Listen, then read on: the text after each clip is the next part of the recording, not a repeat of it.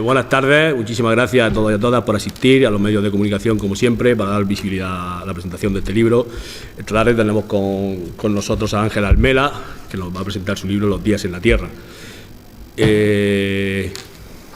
La compañera que va a hacer la presentación es Ana Torres, que yo creo que ya tarde la podemos nombrar la presentadora oficial de la legislatura de los libros, pero y además también presentando su libro, pero para nosotros es un orgullo y un placer tener aquí otra vez, Ana, eternamente agradecido. A Ángel también por querer estar aquí esta tarde con nosotros. Aquí tienes tu casa para lo que quieras, para cualquier proyecto cultural que tengas. Para eso está este espacio. Formando parte de la programación cultural que tenemos por el Día del Libro. Y bueno, voy a nombrar una persona que le tiene mucho aprecio a Ángel, una persona muy representativa también del mundo de la cultura en Navarra, que me llamó hace un par de horas para decirme que le era muy difícil estar aquí esta tarde, pero que le hubiera encantado, que es Joaquín Martínez Sorio, un gran amigo y que aprecia mucho a Ángel, y que le hubiera encantado estar aquí esta tarde con él. El hombre está bien, pero que le resultaba muy difícil estar aquí esta tarde. Por lo tanto, pues, bueno, tener ese recuerdo con Joaquín Martínez Sorio y que cuanto antes pueda estar también aquí con nosotros. Yo ya le paso el turno de palabra a Ana y bueno, seguimos con la programación, una programación muy diversa, muy entretenida. Mañana tenemos la Carraila, que nos presenta su libro de las últimas jornadas del año pasado, que se hicieron en dos pueblos, en Blanca y en Navarán, un clásico también de Navarán, y el fin de semana pues tenemos también actividades varias, el Azautor en el Teatro Cervantes con el cantautor Pedro Guerra, y así seguimos hasta el día 5 de mayo, arrancan también la semana que viene todas las conferencias del Centro de Estudios Graneros, unas conferencias muy esperadas también por toda la gente de nuestro pueblo, ya que por la pandemia pues hacía 4 años que no podían estar con nosotros, y así seguiremos hasta el 5 de mayo, pero bueno, después pues seguirá la actividad cultural, porque todo lo importante es que no pare. Pues muchísimas gracias y de nuevo agradecer a Ana y a Ángel que estén aquí con nosotros, y mucha suerte con tu libro, Ángel, ¿vale? Muchas gracias.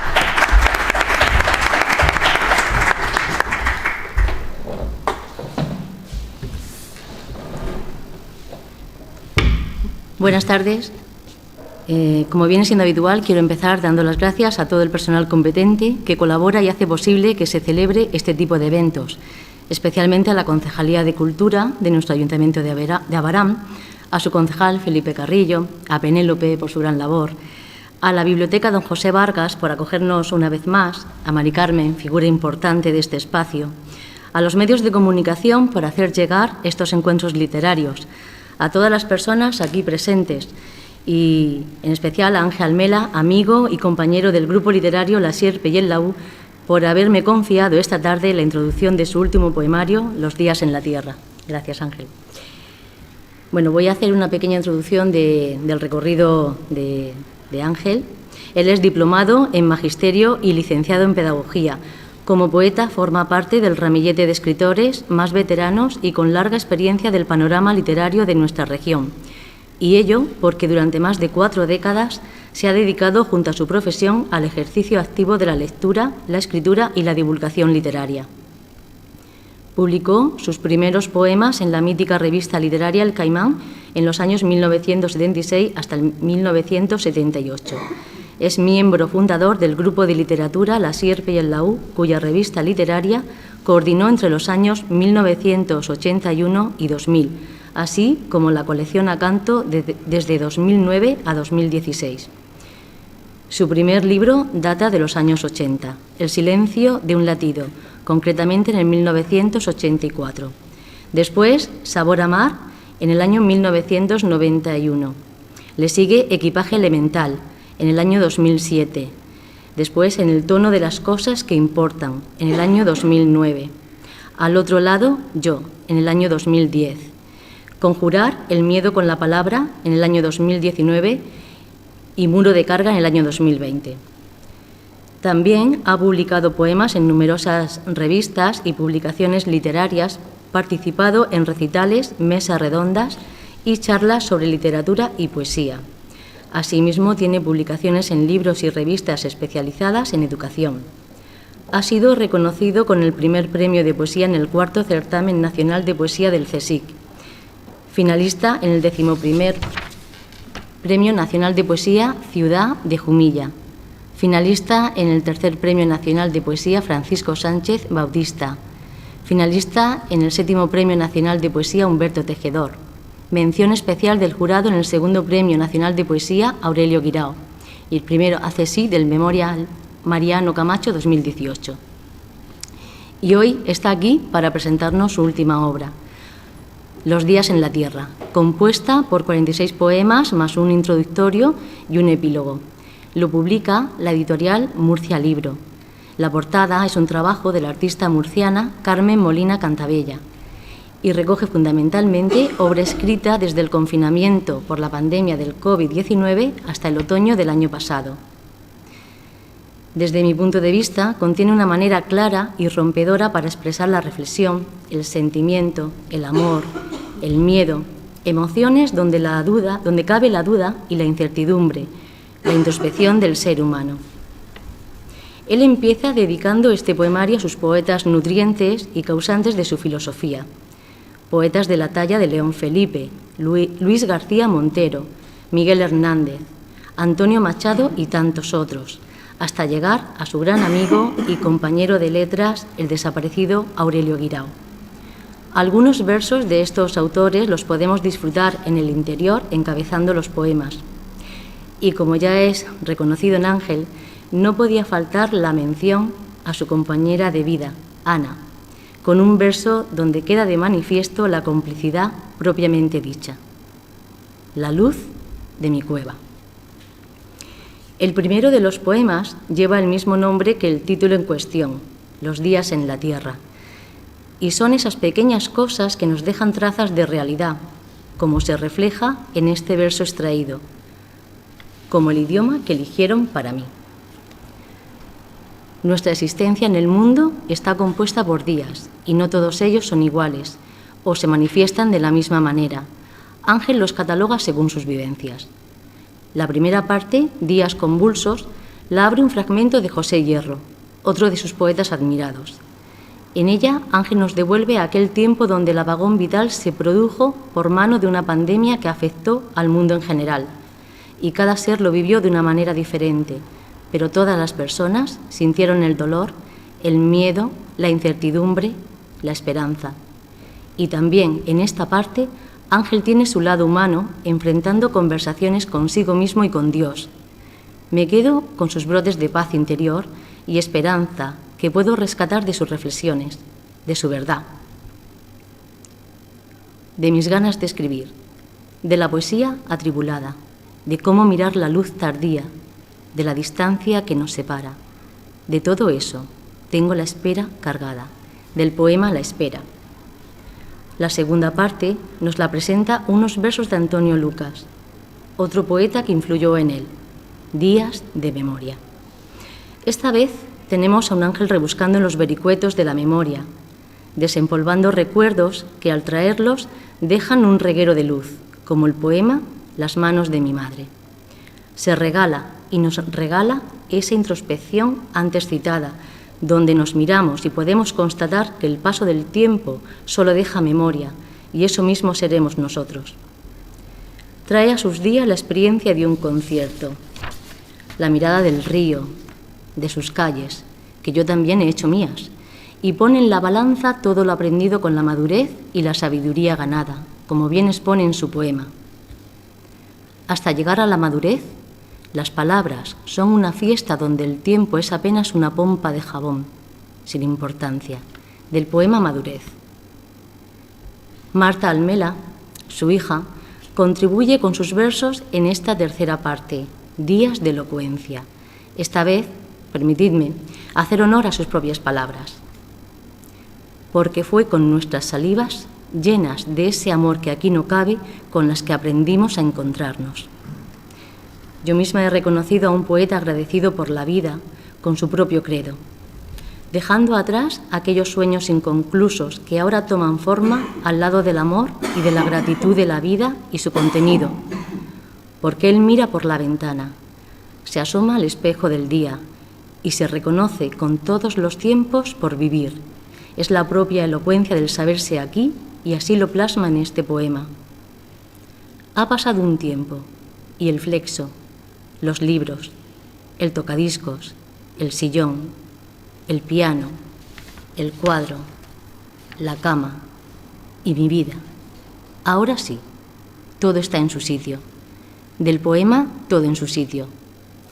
Y para terminar mi intervención y dar paso a Ángel, quiero traer unas palabras con las que el propio autor cierra su epílogo.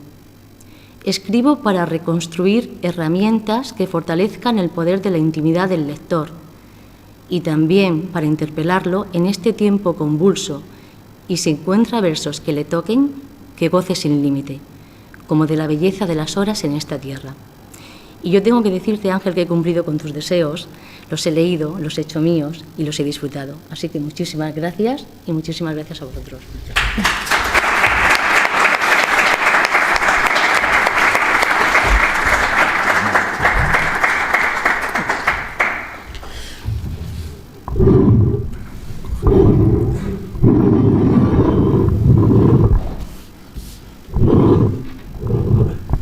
Sí, ¿se oye bien? Buenas noches. Quiero y debo empezar dando las gracias a Ana Torres y a la Concejalía de Cultura del Ayuntamiento de Abarán por organizar este evento literario que hace posible el encuentro de un autor con el libro y con los lectores. Y además en una ciudad, Abarán, que me trae muy buenos recuerdos. Aquí he enseñado durante más de 20 años. Recuerdos en forma de amistad, en forma de compañeros, en forma de alumnos, de hechos. Alumnos a los que intenté transmitir algo más que los contenidos propios del currículum y que entonces eran jóvenes abaraneros, hoy ya adultos e incluso alguno que otro, lo sé, abuelo. Guardo para ellos mi mejor recuerdo junto a las personas que hicimos equipo en mi querido colegio Juan 23. Y en mi memoria ya demasiado grande guardo los nombres de aquellos que me acogieron, de los que han sido mis amigos y mis compañeros, y es difícil diferenciar si eran compañeros solo o amigos. Antonio Miñano, Antonio Francisco, Carmelo, Paco Sánchez, Joaquín Martínez Sorio, José Antonio Molina, José Luis, Roberto, Indalecio, Maritrini, Vicky, Enrique, José Luis Vargas, Pascual Dato, Doña María, algunos ya fallecidos, pero todos ellos posan en mí una gran memoria de recuerdos gratos y de compañeros y amigos. Volver aquí, por tanto, siempre es un placer y créanme, una emoción. Por supuesto, quiero expresar mi agradecimiento a Ana, no solamente por las palabras, las hermosas palabras que ha dicho sobre mi poemario, sino porque es una mujer a la que conozco no hace mucho, que entró en el grupo de literatura de la Sierpe y el Laúd, y a la que en este poco tiempo he sentido por ella un gran respeto, una gran admiración, una gran, como dijéramos, sabiduría. Le he notado una gran sabiduría poética y para mí ha sido una sorpresa y yo se lo agradezco las palabras que has tenido, Ana, porque ya sabes que en el grupo de literatura La Sierpe y el Laúd no solamente es un grupo de gente que le gusta la literatura y que la ama, como tú haces, sino también somos amigos. Por supuesto, también tengo que hacer extensivo las gracias a la editorial Murcia Libro, que me ha publicado el libro en su colección de poesía del Libitum, que dirige el poeta murciano Pascual García, porque es una apuesta por la literatura regional, porque es una apuesta por la literatura sincera, y para mí es un honor formar parte del catálogo de la editorial donde están pues, prácticamente todos los escritores más importantes de esta región.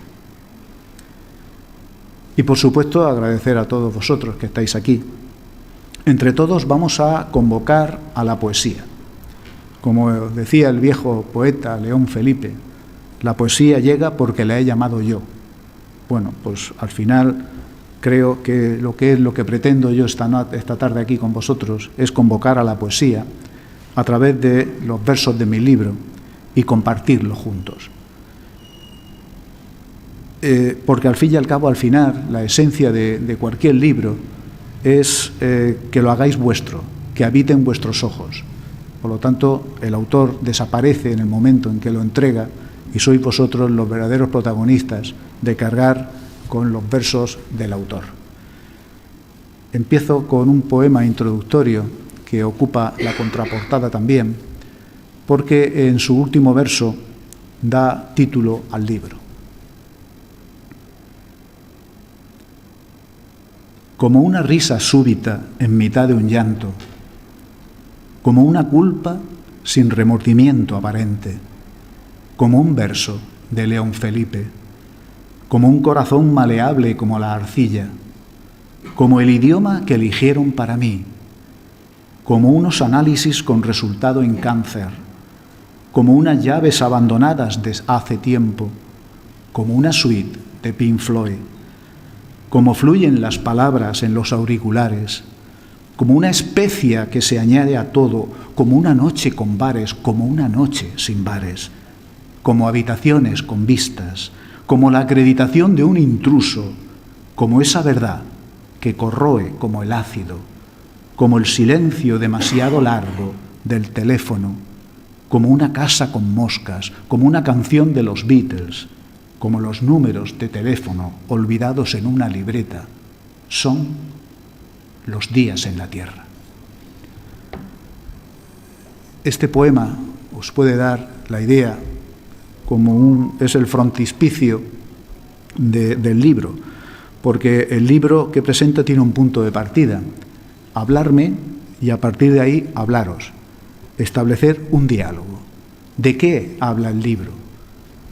La pregunta del millón. Bueno, pues el libro habla de la vida, de lo que concierne a la vida y al tiempo, de lo que concierne al tiempo y a la vida, de sus causas propiciatorias, de sus goces apremiantes y también de sus crueldades inesperadas. De todo eso va el libro.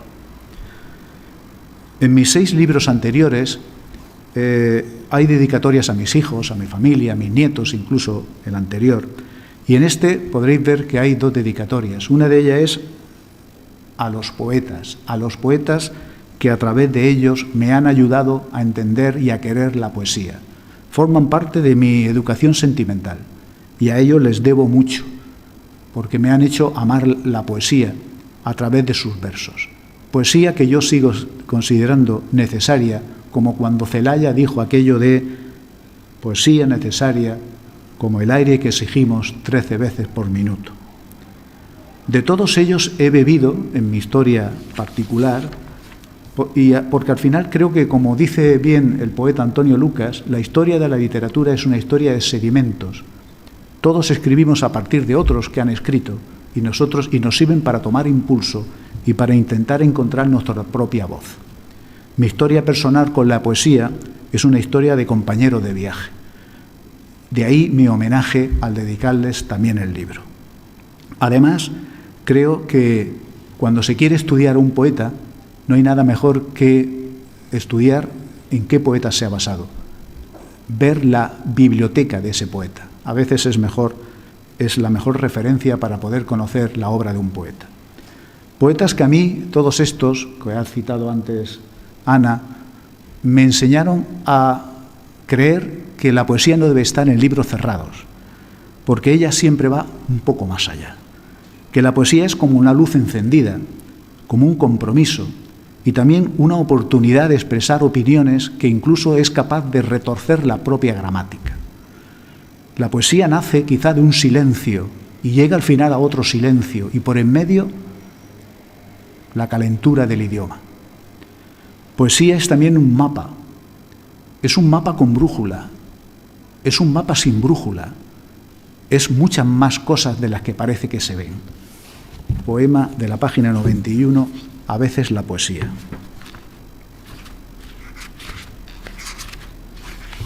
Lleva un verso introductorio de Dionisia García que dice: nos vigila el poema y nos redime. A veces la poesía es un recoveco inusual, un atajo, la respuesta que huye entre las manos para llegar al alma. ¿Pero dónde el alma? A veces la poesía es viento que ha encontrado su idioma y sacude enérgico al hombre hasta hacerlo caer. La poesía es entonces como clavos sin orificio que golpean con sus diminutas cabezas las sepulturas. Es también lo que hace fluir las altas hierbas del espíritu. Son palabras en el tiempo. Otras veces el poema es como una fruta amarga, como una conversación caída al suelo, y otras no es más que una sinfonía necesaria de puntos azules que ilumina en la oscuridad a los hombres. La segunda dedicatoria es a mi mujer, Ana, mi amor, la luz de mi cueva, como bien decíamos. Es mi mujer Ana, que es la verdad, que es el tiempo, que es la vida, porque el amor, aparte de ser un sentimiento donde uno se encuentra emocionalmente feliz, también se subjetiviza en una palabra, en un nombre, en una persona. Y en este caso se lo hace en el nombre de Ana, poema de la página 95, que lleva por título Ana. Lleva unos versos introductorios de Mario Benedetti que dice: sé que voy a quererte sin preguntas, sé que vas a quererme sin respuestas. Ana, quisiera estar en tu piel y averiguar si desde allí la vida sabe tan bien como tus besos. Me gustaría mucho conocer si el olor de las rosas que te envuelve lo puedo llevar en mis bolsillos para no perderme en los días grises. Desearía mirarte siempre con las pupilas impregnadas de tus recuerdos y desprender hacia ti lo que mi corazón siente. En los días en la tierra, como ha dicho antes Ana, lo componen 46 poemas más un poema introductorio y un epílogo. Los poemas los he repartido en 3 capítulos: Días convulsos, con 13 poemas, Días de memoria, con 14, y Días de elocuencia, con 19.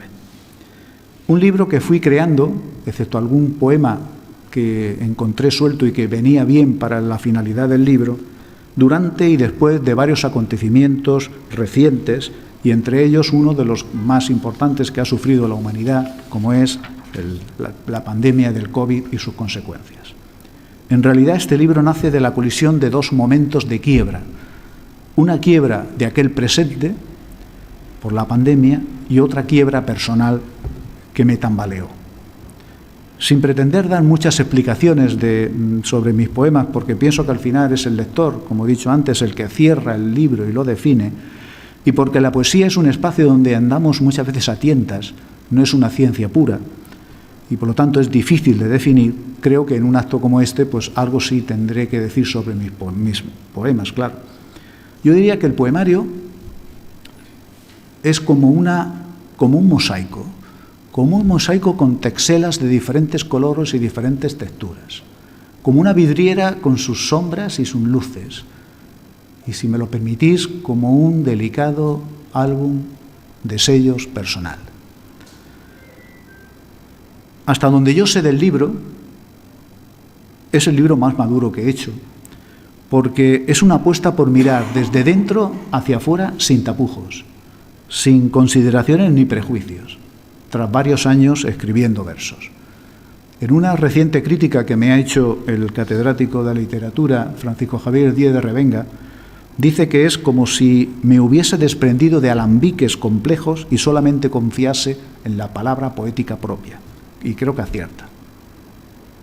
Y os confieso que lo empecé a escribir, pues como la mayoría de las veces que he escrito, por necesidad. Muchos poemas me buscaban a mí, no los buscaba yo. Pero, sin embargo, lo fui terminando perturbado, como casi nunca, debido a factores que acaecieron en mi propio devenir, de los que antes os decía, y que tienen una palabra en el centro: cáncer.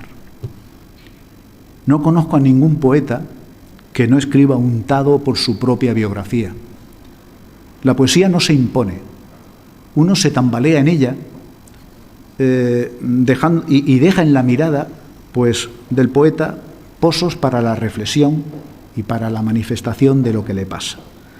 Por eso, todas estas circunstancias, tanto la pandemia como mi enfermedad, me comprometieron a definir mi propia identidad desde un compromiso ético, que es la honestidad. Y sabemos que la honestidad empieza por uno mismo, con la idea de que los poemas nos hablen primero a nosotros, para a partir de ahí hablaros. Entenderme para tratar de entender, y ello con una poesía que no mire de perfil al hombre, ni a su devenir, y que trate de interpelarlo porque me interpela. Creo que un poema puede ser verdad o mentira, pero lo que nunca puede ser un poema es sustituir a la autenticidad, a la honestidad. Yo casi diría que escribo como leo. Creo que mis poemas, si los miráramos al trasluz, podríamos ver mi imagen, pero mi imagen con un surco que trate de llevar a vosotros, no que se me quede en mí. Por lo tanto, hay un cambio del tú al vosotros y viceversa. Poema de repente, de la página 87.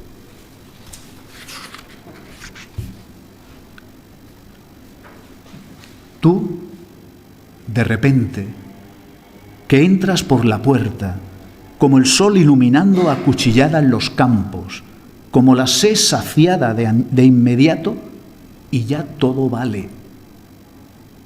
Yo, de repente, que como una corriente impetuosa de aire en la vieja casa se lleva la vida entera por delante.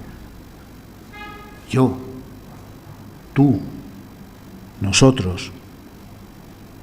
Nunca es demasiado tarde para llegar a tiempo. Los que me conocen saben que mi idioma es el poema.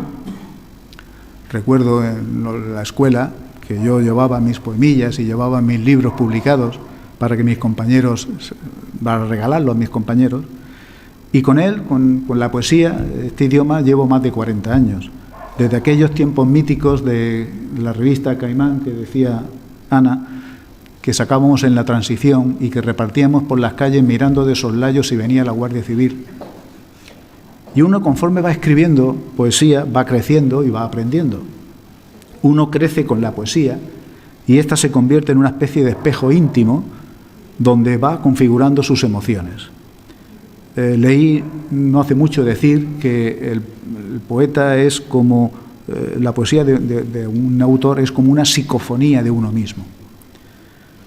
Pero también sé que, como vivo yo la experiencia de la poesía, es muy difícil transferirlo para quien no escribe poesía. Eso me recuerda la anécdota de San Agustín, que decía: yo sé lo que es el tiempo, pero si me preguntáis por él, me desarmas. Yo sé lo que es la poesía, pero si me preguntas por la poesía, me desarmas, porque mi experiencia personal de la poesía es intransferible o es difícil de transferir.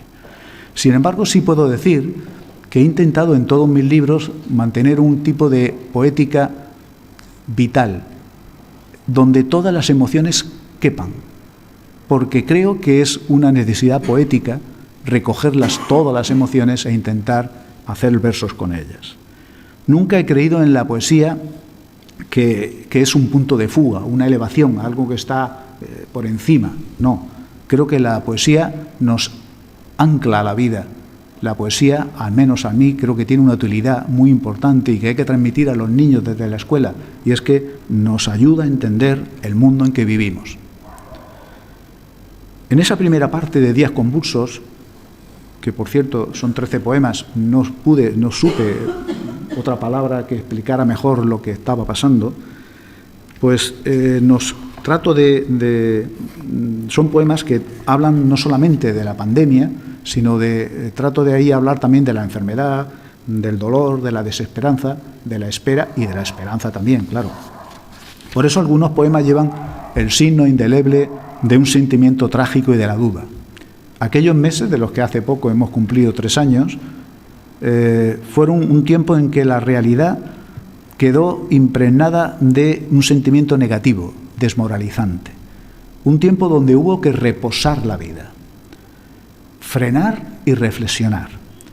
Y eso desencadenó en mí un movimiento y un motor como una bujía que empezó meses después a desembocar en los poemas.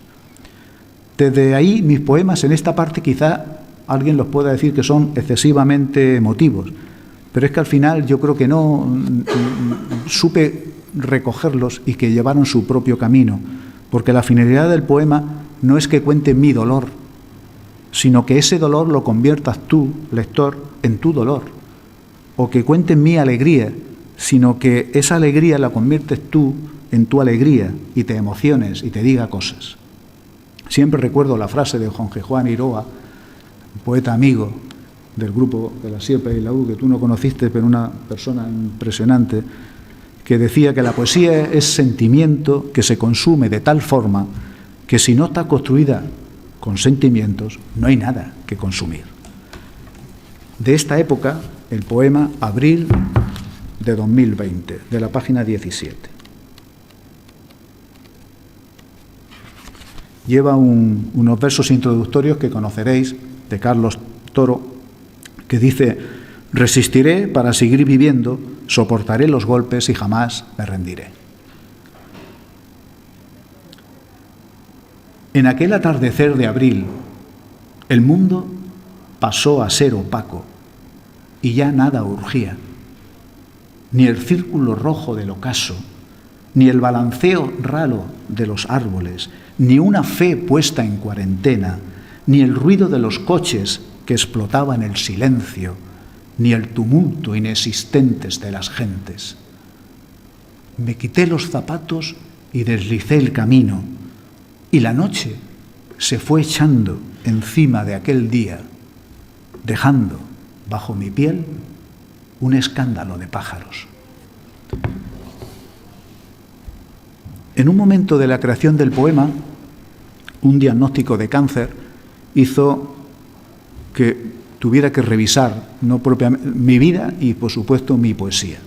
Todo se tamboleó y, aunque la vida era el hilo que seguía manteniendo hilo el libro, pues también sufrió un cierto sacudida.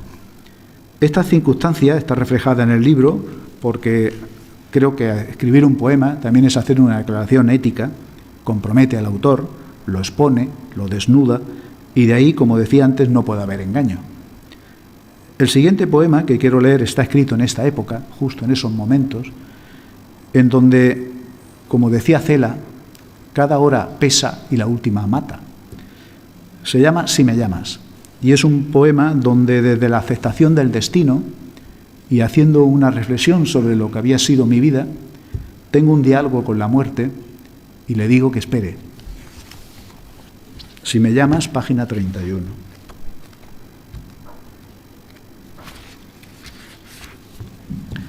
Lleva un verso introductorio de José Hierro que dice: yo no he venido, te lo dije para decirte adiós. Si me llamas, guardaré el latido de mi casa, sus luces, sus sombras y sus telarañas, bajo la arena de mis sueños prohibidos, y acudiré libre, como el agua honda, a tu cita. Pero no me llames todavía.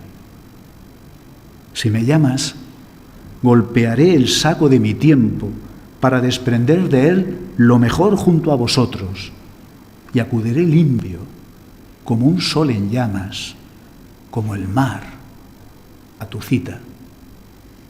Pero no me llames todavía. En la segunda parte del libro, Días de Memoria, mis poemas buscan, como expresa el título, lo esencial en el recuerdo, en la memoria que somos, y que, como dice Héctor Abad Fanciolince, seremos memoria. Una memoria que guarda en su interior personas, emociones, paisajes y también a uno mismo. Porque yo también seré memoria, igual que todos los que estamos aquí. Aunque en esta parte no hay nostalgia, ¿no? Yo no creo en la nostalgia. La nostalgia me hace querer volver al pasado y me incapacita para recordar ese pasado. Y en ese lugar de la memoria, que hay 14 poemas, hay uno muy emocionado que escribía mi madre, Luisa. Nunca le había escrito un poema a mi madre. Mi madre está en algunos versos de otros libros, pero nunca le había escrito. Y hubo en un momento determinado, porque la poesía no la pensamos, la poesía nos visita, en que recordé las manos de mi madre, gastadas de fregar, de limpiar. Yo tenía entonces el pelo rizado y me la metí así en las manos en el rizo, y aquello me sugirió, me motivó, y como digo, la poesía, que no la pensamos, nos visita, pues le dediqué este poema a las manos de mi madre, en la página 41.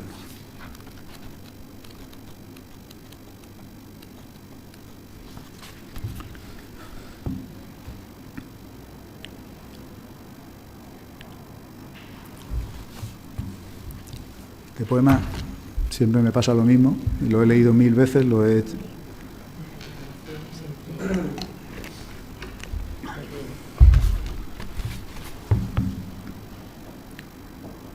Recordadas una a una, no había manos como las de mi madre. Manos con luz tibia que dejan huella, que no tienen sombras. Manos que hilvanaban hilos que tejían puntos de cruz y de quebrantos. Manos que acariciaban y pellizcaban y eran refugio y bufanda. Manos que daban vueltas al molinillo de café, que peinaban rizos y cantaban sonatas. Manos estirando la ropa recién secada o dibujando tortillas en la cocina. Mi madre medía la fiebre en mi frente con sus manos y daba color a mis mejillas en los días fríos de diciembre. Mi madre daba forma al vacío con sus manos, apartaba con ellas las nubes que orillaban el sol y pintaba mundos en mi cara. Recordando una a una, nunca encontré manos como las de mi madre. Soy consciente de que en el libro hay poemas que cuando lo leáis podrían estar en una parte, en un capítulo o en otro. Al final, ya sabéis que el destino del libro siempre el poeta es misterioso. Pero tras muchos años haciendo poesía, cada palabra juega un papel trascendental en el poema. Quizá en mis primeros libros la palabra pues era más pirotecnia, era más desconcierto. Ahora no. Ahora pretendo que las palabras vayan horadando en aquello que está más allá de los sentidos y genere no solamente emociones, sino también pensamiento. Las palabras en general es lo que nos sirve para relacionarnos. Todas fechan, todas tienen en el verso un valor específico. Pero en los poemas hay palabras que desde mi singularidad intenta que habite en vuestros ojos. Unas veces lo consigo y otras veces no. Incluso los silencios de un poema, como decía Ana María Matute, son palabras tragadas, esa imagen me encanta, son también palabras importantes en el poema, los silencios también. Y hay algo muy hermoso que me ha ocurrido, que es que cuando me leen poemas míos, el lector pone los silencios donde yo no los había puesto, con lo cual me emociona porque confirma lo que digo, ¿no? Que al final los poemas los hacen los lectores, los hacemos los lectores. Las palabras nos redimen, nos anclan a la vida, y las palabras a veces están más allá, al abrir una ventana. Página 69, regreso.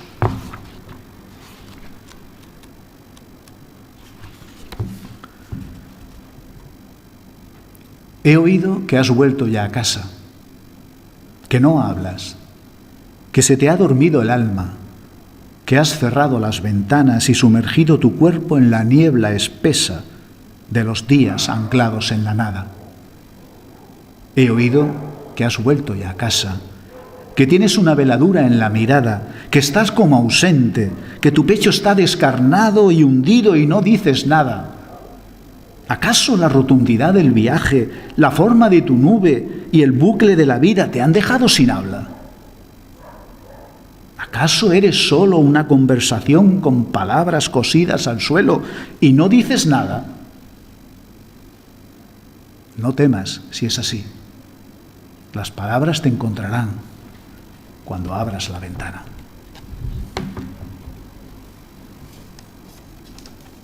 En la tercera parte del libro, Días de Elocuencia, la última parte, el libro se torna más lúcido, pero a la vez más amargo, más contradictorio.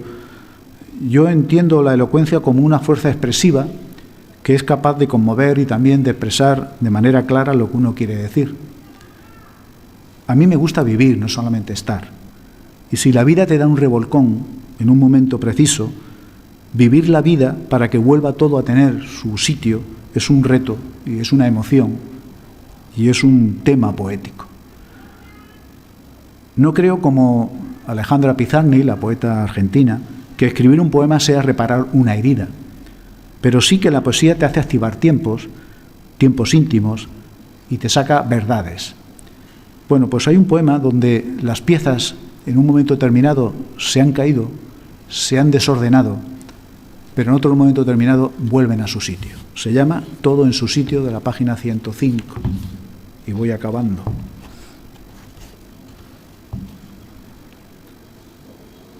Escribo desde mi pequeña habitación. En ella hay un fleso antiguo, unos libros de poesía, un tocadiscos de madera, un sillón desgastado, un piano eléctrico de mi hija, un cuadro del Guernica, una cama de cuerpo. Ha pasado un tiempo y el fleso, los libros, el tocadiscos, el sillón, el piano, el cuadro, la cama y mi vida, ahora sí, todo está en su sitio.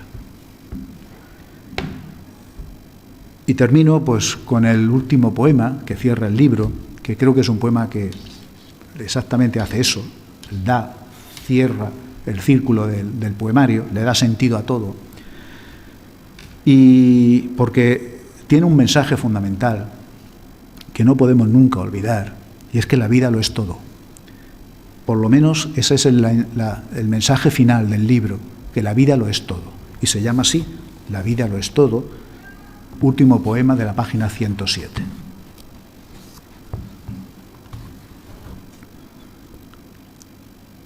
La vida lo es todo. Son las horas eternas de la juventud y las ráfagas de viento en el ocaso. La pátina ocre de las fotografías y los amarillos tenues del paisaje en invierno. Es el deseo que se queda en los colchones y las historias que encienden las vidrieras. Beberse los cielos azules y escapar de la niebla uterina. Son los días de clamor de golondrinas y las tardes oscuras de chocolate caliente. El batiente mar que salpica el alma y la mordedura dolorosa del quieto bodegón. Son los días convulsos que nos alteran, los de memoria que dan testimonio y los elocuentes que nos abren por dentro. La vida lo es todo. Muchas gracias.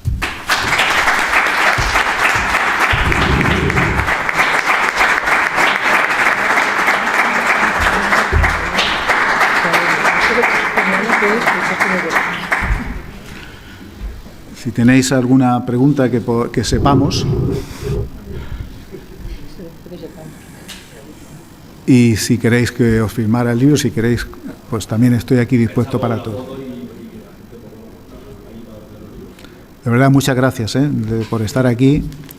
Hemos convocado a la poesía, creo que la poesía ha llegado, ¿no? Y era lo que pretendía al principio.